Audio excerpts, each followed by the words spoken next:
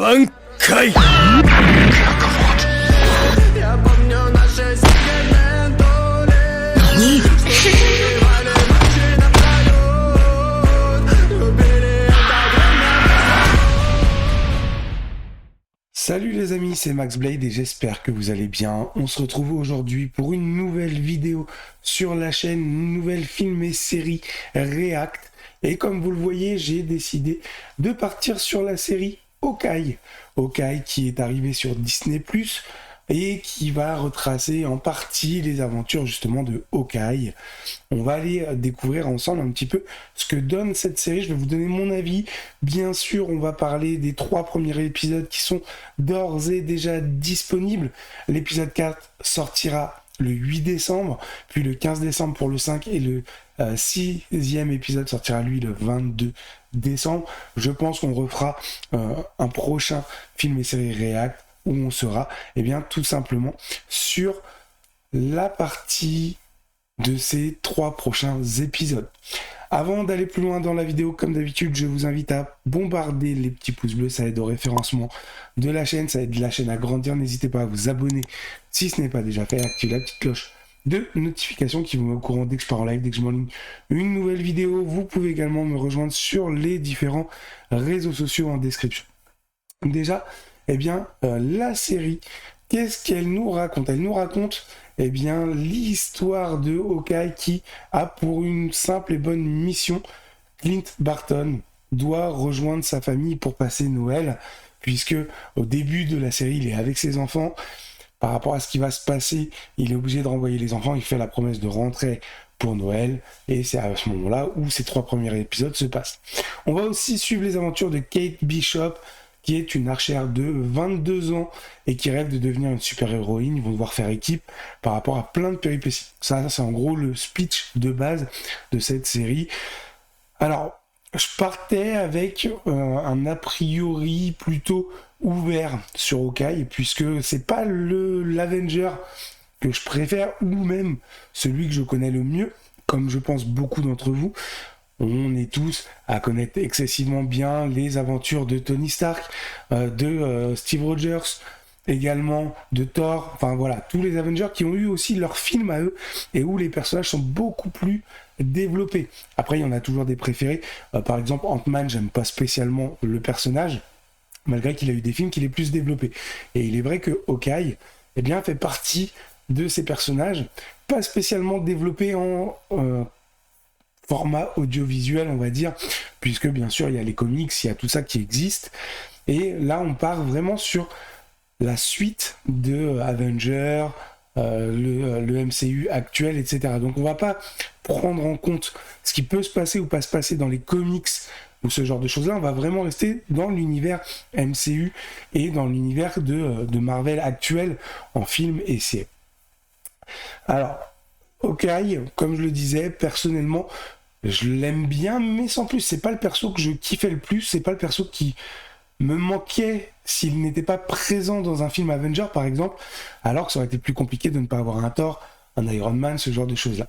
Et cette série, pour moi, c'était le bon côté de développer ce personnage, de développer un petit peu ce que pouvait faire Clint Barton, et surtout d'en apprendre un peu plus sur lui, sur ce format-là, et du coup de peut-être avoir un attachement différent. Donc l'histoire, elle se situe, et c'est ça qui est bien, après tout ce qui s'est passé en film. Donc bien après 2012 et l'invasion des aliens, bien après la mort de Natasha Romanoff, donc Black Widow est bien morte à ce moment-là, on est après tout ça. Et on voit d'ailleurs Clint assez touché par la mort de Natasha, ce qui est normal puisque c'était sa meilleure amie. On voit qu'en fait il est plus que l'ombre entre guillemets de lui-même au début de cette série, de ces épisodes en tout cas, puisque on voit plutôt un mec, je dirais limite dépressif. Voilà, alors c'est pas dit, mais je dirais plutôt un peu quelqu'un en deuil, dépressif. En plus, et c'est assez important, il a incarné pendant les 5 ans du claquement de doigts de Thanos. Il a incarné Ronin, donc il a fait des choses qu'il n'est pas très fier, et on sent que tout ça lui pèse un petit peu sur les épaules, et en plus, la série va revenir sur ça, puisqu'on va tourner, en tout cas sur les 3 premiers épisodes, sur l'intrigue de Ronin, justement, Et clairement, eh bien, je pense que c'est un moyen aussi pour Clint Barton de faire un petit peu amende honorable et peut-être de se pardonner son comportement à l'époque où il était le Ronin. Donc au début, on suit, pendant le premier épisode, vraiment beaucoup plus Kate. Kate qu'on va nous présenter, qu'on va nous mettre à l'écran réellement pour la première fois. Et on va tourner un petit peu sur cette fille, gosse de riche, qui est jeune, riche, un peu inconsciente à l'heure actuelle, mais on attaque déjà par l'attaque en 2012, là où elle perd son père, et c'est là où elle dit clairement, après avoir vu pendant l'invasion Hawkeye détruire deux, trois envahisseurs, et puis avec son arc rentrer dans un immeuble, etc., elle dit clairement à sa mère qu'elle veut un arc et des flèches, et de ce jour-là, elle aura pour mission dans sa tête de devenir une super-héroïne et va cumuler les sports de combat, les sports à l'épée, notamment elle va faire donc du tir à l'arc, elle va faire des sports de combat et elle va exceller un petit peu dans tout ça. Son but c'est vraiment ça. Elle a un excès de confiance en elle comme beaucoup de gosses de riches pourraient l'avoir et également des jeunes qui ont peut-être moins la conscience de certaines choses, un peu plus d'insouciance. Et du coup, on la développe beaucoup sur le premier épisode. Tout en parallèle, eh bien, on retrouve Clint avec ses enfants qui passent des moments en famille et puis tout va être gâché au moment où, suite à l'intrigue et où on voit le beau-père de Kate avec son oncle, si je ne dis pas de bêtises, dans une vente aux enchères, une vente au marché noir bien sûr, avec des éléments qui reviennent de la tour des Avengers par exemple, notamment le costume du Ronin, l'épée du Ronin. Tout est un petit peu à cet endroit-là. Et c'est là où l'histoire va basculer.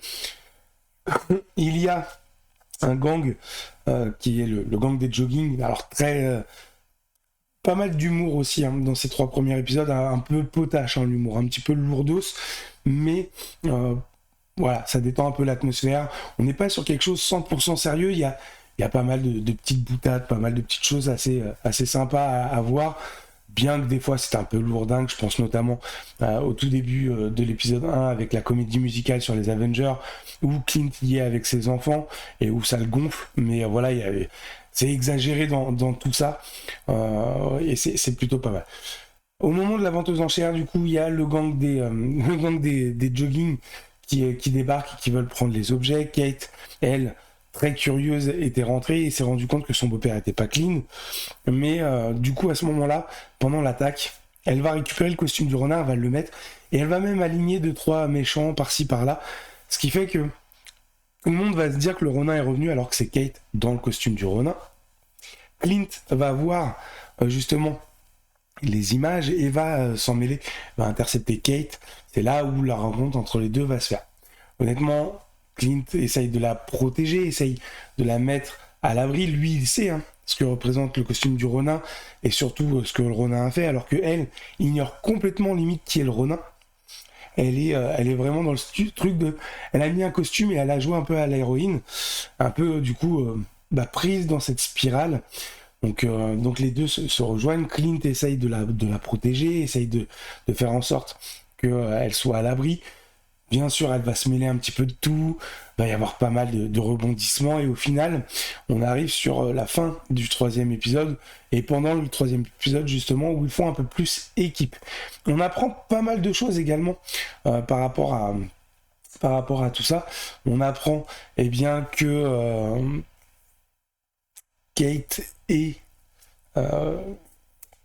Hawkeye sont en fait dans la ligne de mire, non pas du gang des costumes par lui-même, mais d'une autre personne qui a eu énormément de difficultés dans sa vie suite justement aux méfaits entre guillemets du Ronin, et ça c'est la première grosse confrontation.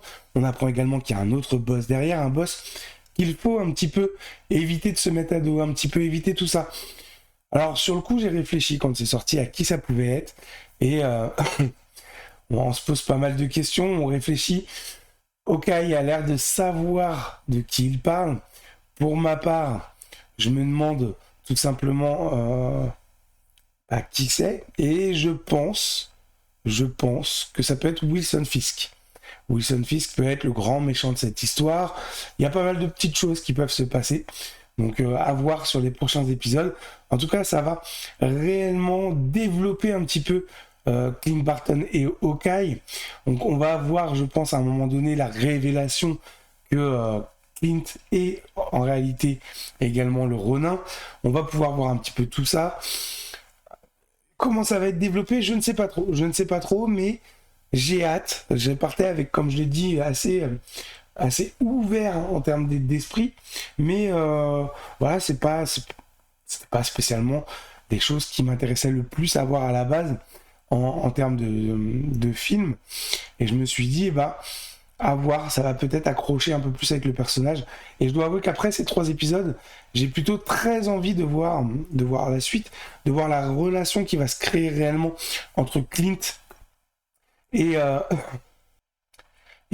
Kate Bishop, de voir comment les choses vont tourner. Est-ce que Clint va pouvoir respecter sa promesse? Et j'aimerais vraiment que par n'importe quel moyen il soit présent à Noël auprès de ses enfants, même s'ils repartent dans l'histoire derrière ou quoi, mais parce que c'est assez important, on est à Noël, ça va sortir plus ou moins à ce moment-là. Un père qui fait une promesse à ses enfants, faut la respecter. Qui est réellement le méchant? Est-ce que c'est Jack Duquesne, donc le beau-père de Kate? Est-ce que c'est un autre? Est-ce que il y a vraiment Wilson Fisk dans l'histoire? Est-ce que je me trompe complètement? Qui est réellement cette méchante entre guillemets, qui va plutôt être du côté en réalité de personnes qui a un esprit de vengeance en réalité. Donc Maya Lopez, c'est son rôle dans la série. Est-ce qu'elle est réellement méchante? Est-ce qu'elle est tout simplement bourrée de rancœur? Est-ce qu'il y a des choses qu'on ne sait pas encore?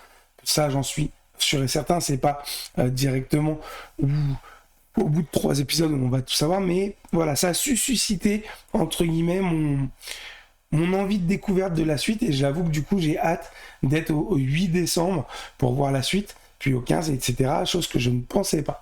Donc voilà, un petit peu mon avis sur Hawkeye, la série, les 3 premiers épisodes en tout cas. Je suis pas rentré réellement plus dans les détails, c'est volontaire.